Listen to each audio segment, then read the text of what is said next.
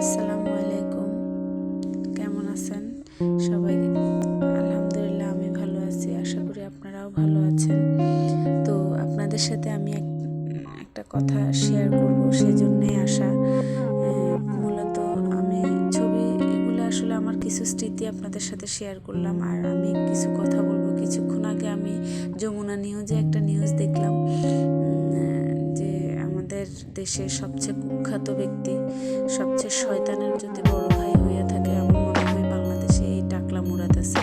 এই মুরাদকে মাননীয় প্রধানমন্ত্রী শেখ হাসিনা উনি বহিষ্কার করেছেন। উনিকে আসলে মনের অন্তঃস্থল থেকে উনিকে ধন্যবাদ জানাই। আসলে এই কাজটা আরও আগে করা উচিত ছিল, যে বাংলাদেশে এত বড় শয়তানি কাজ করে যাচ্ছে, তাকে কোনো শাস্তি বা কোনো কিছু দিচ্ছে না। খুব আশায় ছিলাম যে এই ধরনের কিছু একটা শোনাবে। তো যাক, আলহামদুলিল্লাহ অনেকদিন পর আশা পূর্ণ হলো। তো এই টাকলা মুসলিম কান্ট্রিতে বাস করে মুসলিমদের বিরোধিতার কথা বলে, সে নাকি একজন মুসলমান। তো এই ধরনের এই টাকলাদেরকে সবার সামনে যদি আমাদের প্রধানমন্ত্রী শেখ হাসিনা যদি শাস্তি দিত, তাহলে আরো খুশি হতাম।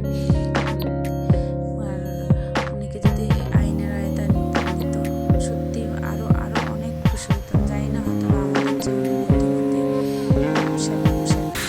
প্রধানমন্ত্রী শেখ হাসিনা, উনি বুদ্ধিমতোই চলেন। তবে এখন যেটা করেছেন আসলেই খুব খুব আনন্দ লাগতেছে আমার। খুব এটা শোনার সাথে সাথে আমার মন চাইছে সবাইকে শুধু মিষ্টি খাওয়াই, সত্যি। তো আমার কথাগুলো জানি না আমি সুন্দরভাবে আপনাদের কাছে বলতে পারছি নাকি। আসলে আমার খুব আনন্দ লাগছে, এই জন্য আপনাদের সাথে একটু শেয়ার করলাম। আর ছবিগুলো আমার কিছু কিছু স্মৃতি আসলে শেয়ার করলাম। এখানে আমার ভাগনা ভাগ্নি, তারপরে আমার মেয়েরা, আমার ভাই, আমার হাজব্যান্ড, সবাই আছে।